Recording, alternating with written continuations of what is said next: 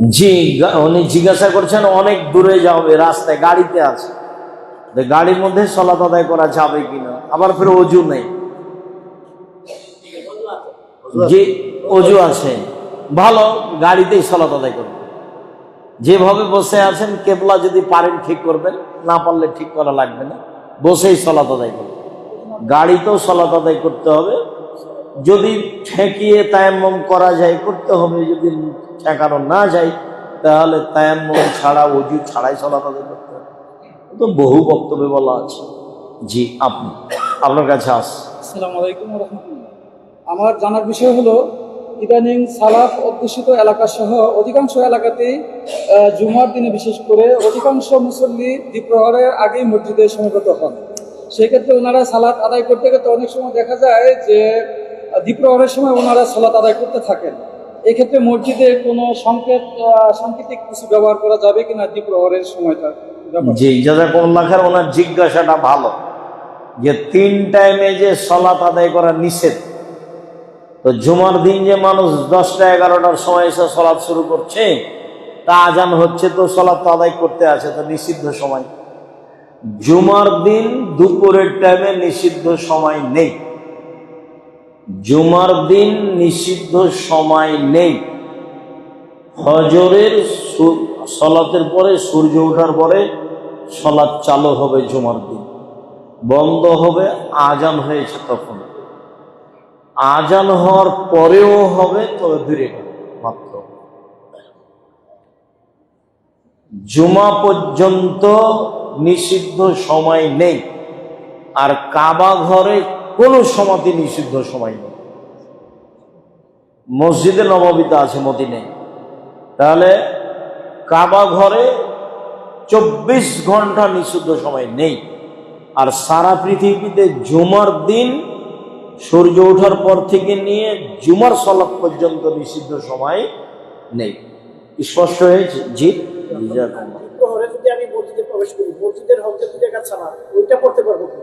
সেটা বলুন। আর নিষিদ্ধ সময় উপেক্ষা করে 2 রাকাত পড়তে হবে, যেটা মসজিদের হক।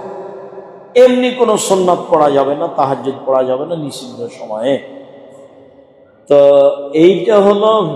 আসসালামু আলাইকুম। বিধর্মী লোকদের সাথে ব্যবসা করা যাবে? জি, যাবে। বিধর্মী লোকদের সাথে ব্যবসা করেন, কোনো সমস্যা নেই। তবে তার বাড়িতে দাওয়াত খেতে যাবেন না, জরুরি কোনো কাজ, মানে আত্মীয়তার সম্পর্ক, বন্ধু, ওরকম হবে না। ব্যবসায় পার্টনারে যাওয়া হয় সেটাই।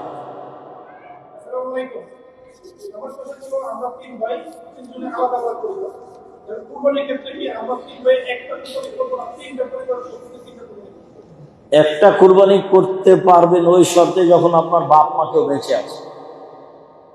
উনি কুরবানিটা উনি করলেন, শুধু তার নেকি, আর আপনারা তার সাথে আছে।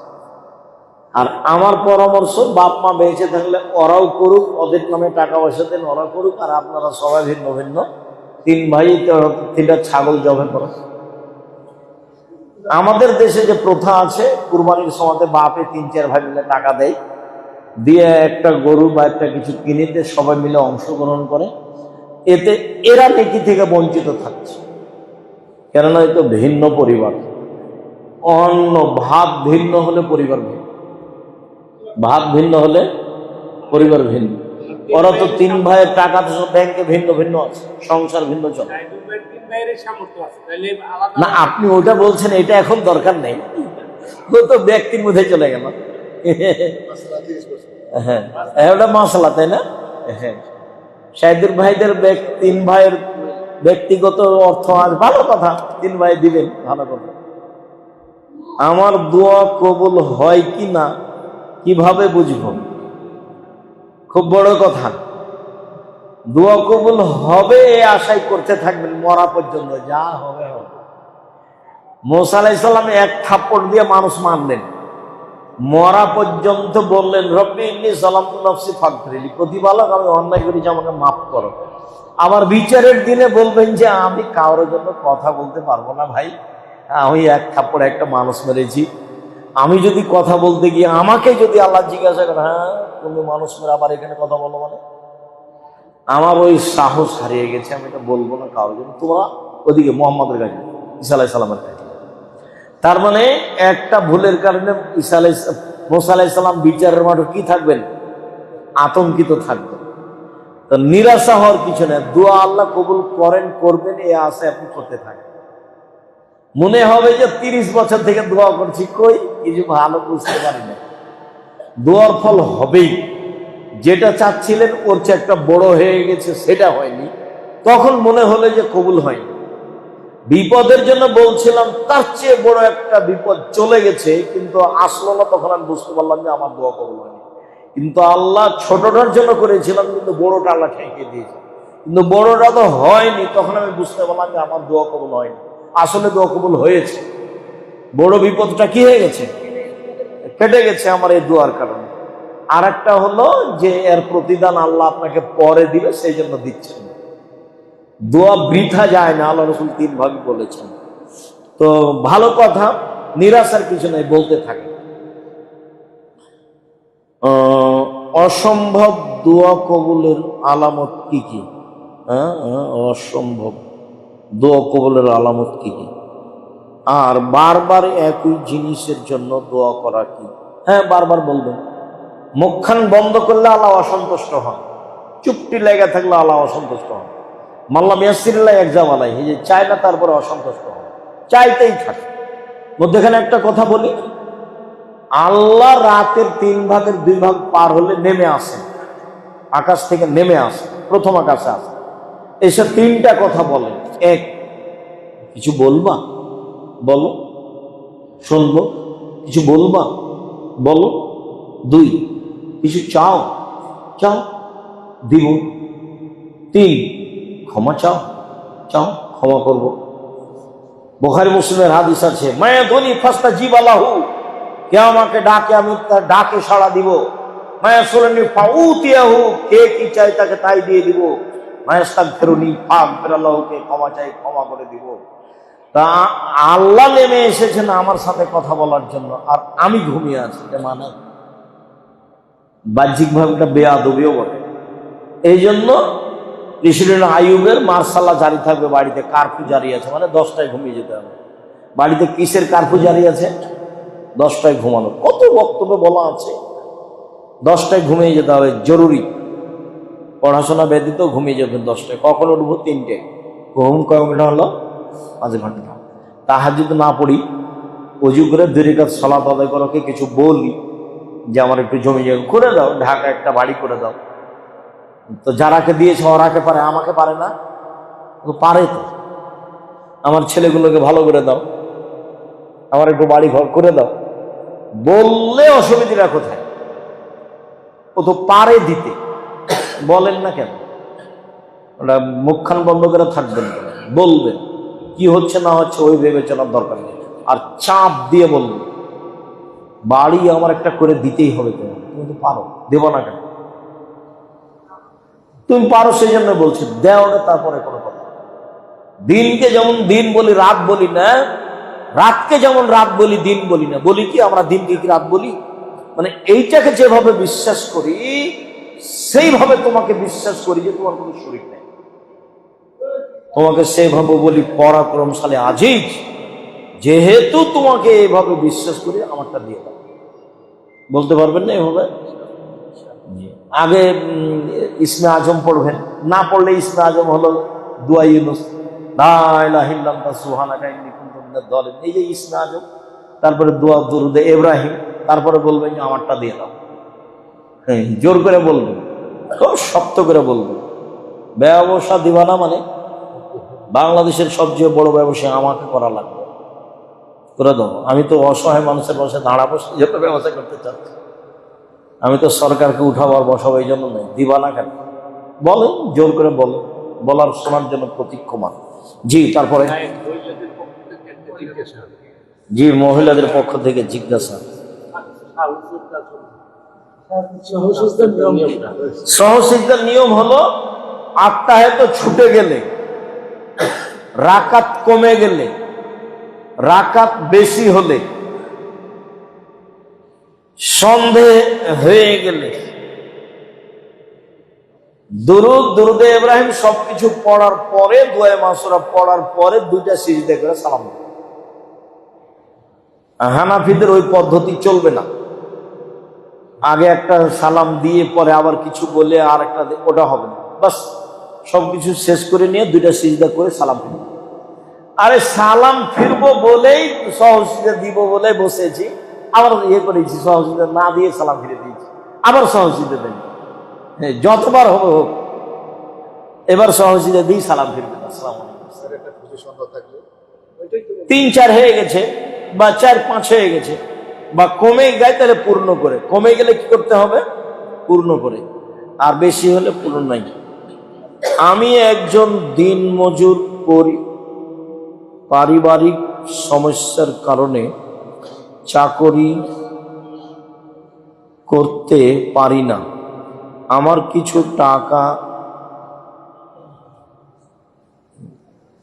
টাকা ব্যাংকে আছে, তার জাকাত দিতে হবে কিনা? অবশ্যই জাকাত দিতে হবে, ব্যবস্থা করতে হবে, উঠিয়ে আনলে জাকাত দিতে হবে। আল্লাহ রাসূল বলেছেন, টাকা কাজে লাগাও, না হলে ওকে জাকাতে খেয়ে নেবে। আল্লাহ রাসূল কি বলছেন? টাকাকে তোমরা কি করো? কাজে লাগাও, ব্যবসাতে লাগাও, নাহলে জাকাত ওকে কি করবে? টাকাকে খেয়ে নেবে। আল্লাহ রাসূলের মুখের ভাষা। জাকাত টাকাটাকে কি করবে? এর মানে প্রতি বছর কমবে, প্রতি বছর কমবে, প্রতি বছর কমবে। এই টাকাটা ব্যাংকে আছে, এটা কি নিসাব পরিমাণ শর্ত কি? অবশ্যই নিসাব পরিমাণ শর্ত। রূপাতে লাখখানেক হলেই হবে, রূপার হিসাবে। স্বর্ণের হিসাবে 10-12 লাখ হয়, ওদিকে যেতে হবে না। বাস রূপার হিসাবে লাখখানেক টাকা বছর জমা থাকলে। জি,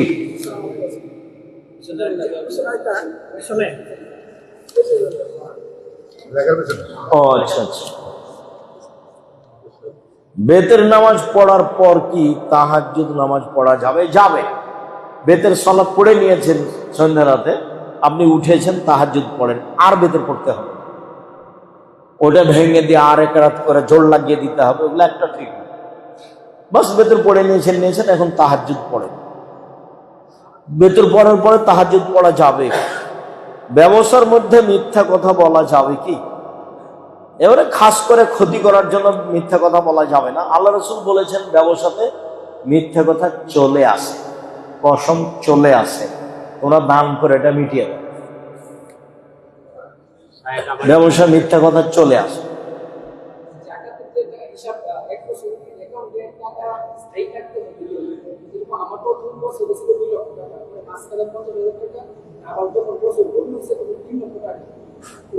এই টাকা যদি ব্যবসায়ী টাকা হয়, তো বছরের শেষে যা হবে, একদিন আগে এসে যোগ হয়েছে তবু দিতে হবে টাকা।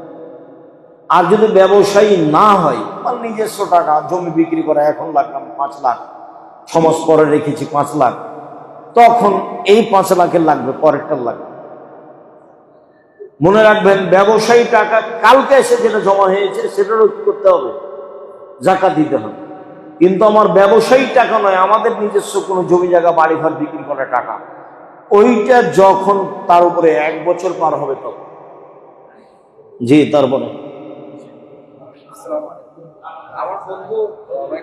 যাওয়ার সময় কেউ খালি যাবেন না, বই ছাড়া যাবেন, নাহলে একটা ইস্তেশাম পত্রিকা হাতে নিয়ে যাবে, কেউ না কেউ পড়বে ইনশাআল্লাহ। দিন প্রচারের এটা একটা বড় মাধ্যম। বন্ধু আর কি, সে ব্যাংকে চাকরি করে, তার সাথে দেখা হয়ে গেলে অনেক সময় দেখা যায় সে বিল দেওয়ার জন্য জোরাজুরি করে আর কি, সেক্ষেত্রে কি করার কথা? চেষ্টা করিয়ে না নেওয়ার, তুমি বিল দেওয়ার চেষ্টা করি, তারপরে চেষ্টা করিও, তোমার চেষ্টার অভাব না থাকলেই হবে।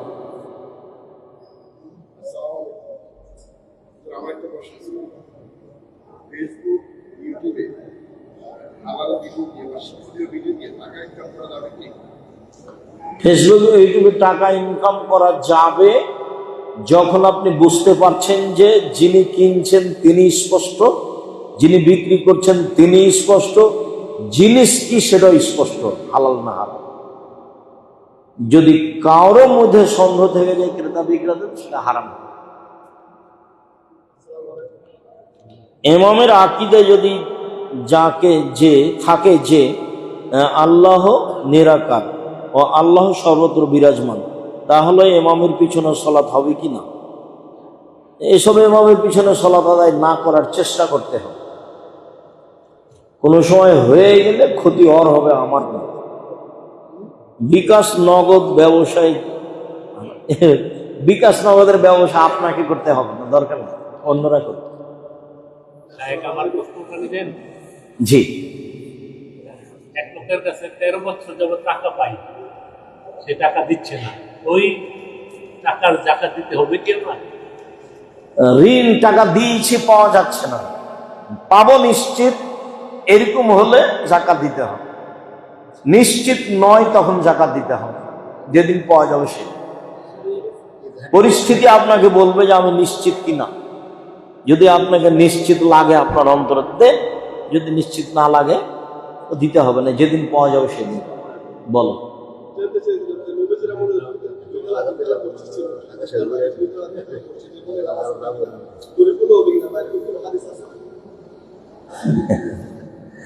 রাসূলের যুগে এরকম রাস্তাও ছিল।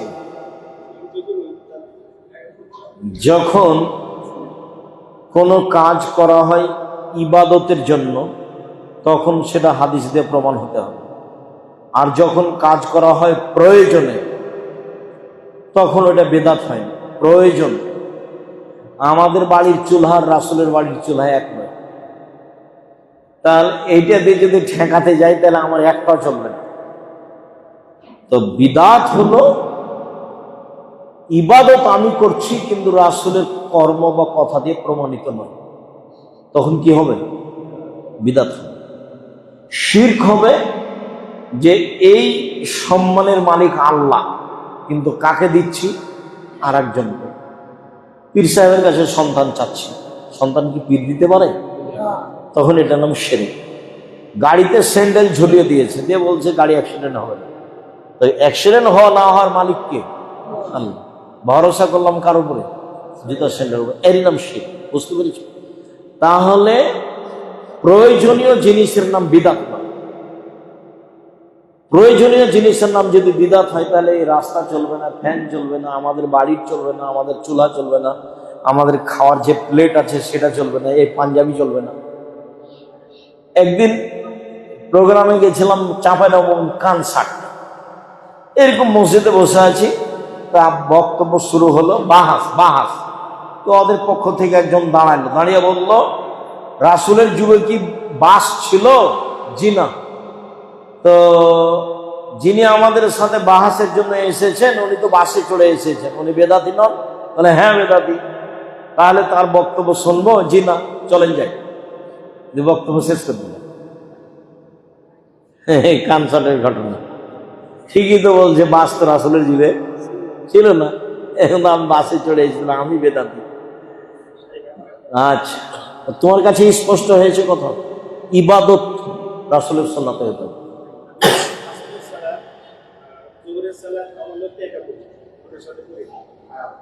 ঈশা এবং ফজর যেহেতু বলা হয়েছে যে এশার সালাত করলে জামাতে আর ফজরের সালাত করলে জামাতে, সে পুরা রাতে নকলের সব পায়, এই কারণে আমি তাদের সাথে করি বিলম্ব হলো। ঠিক আছে, ফজরের সালাত না পড়াই ভালো, একবারে সময় পার করে দেয়। তখন আল্লাহ রাসূল বলেছেন যে যারা সময় মতো সালাত আদায় করবেন তখন তোমরা বাড়িতে পড়বে, ওটা সহি। আপনার উদ্দেশ্য ভালো। দেখেন কথার শেষের দিকে যাই। ইসলাম অতীতের সকল গুনাহ, কারণ আমি যদি অতীতে কোনো বান্দার হক মানে যদি ইয়ে করে থাকি, নষ্ট করে থাকি, তাইলে ওদের প্রিপারেশন ছিল মাফের মধ্যে। আল ইসলামে হাদু মা কানা কামরা, অতীতে সব বাতিল। শেষের দিকে চলে যাবো, এটার জিজ্ঞাসার শেষে। জি,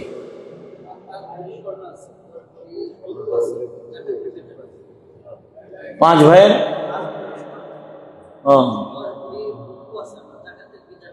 জাকাত নেই তোমার।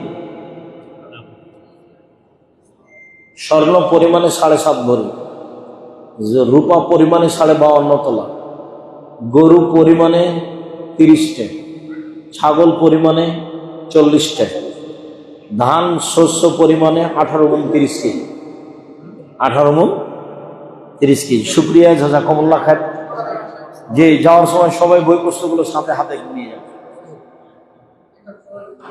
দুই ভাইয়ের পক্ষ থেকে প্রশ্ন করে একই প্রশ্ন বিভিন্ন সেটা হচ্ছে এক ভাই হচ্ছে মা অসুস্থ, কিন্তু ছেলে মেয়ে লেখাপড়া করার জন্য জেলা শহরে এসে বসবাস করে। তো মা বলে যে ছেলে মেয়ে লেখাপড়া করা কিন্তু নিজে কষ্ট করে অসুস্থ মনে। আর আরেক ভাই হচ্ছে মা বাপ সুস্থ, কিন্তু চায় বাড়িতে লেখাপড়া করতে, বাড়িতে থাকে, আসলে বাড়িতে কোনো পরিস্থিতি নাই লেখাপড়া করে। সব বেদাতি বা সে কি প্রতিষ্ঠান, দুই ভাই দুইটা প্রশ্ন, সেক্ষেত্রে তারা কি করতে পারে? যদি শহরে থাকাই লাগে তাহলে মাকে সম্মান করেই থাকতে হবে, তার সাথে যোগাযোগ, তার সুবিধা অসুবিধা, তার খরচপাতি কাজকর্ম করতে পারে বা সমস্যা নেই করুক। আমাদের মসজিদে ইমাম সাহেব তো উনি তো বেদাতি, তো জুম্মার নামাজে আমি সবসময় একটু দেরি করে যাই। উনি সবসময় ওই কেরামতির আলাপ টালাপ করে, তারপরে বিভিন্ন ধরনের মানে বিদ্যুৎ কথাবার্তা বলে।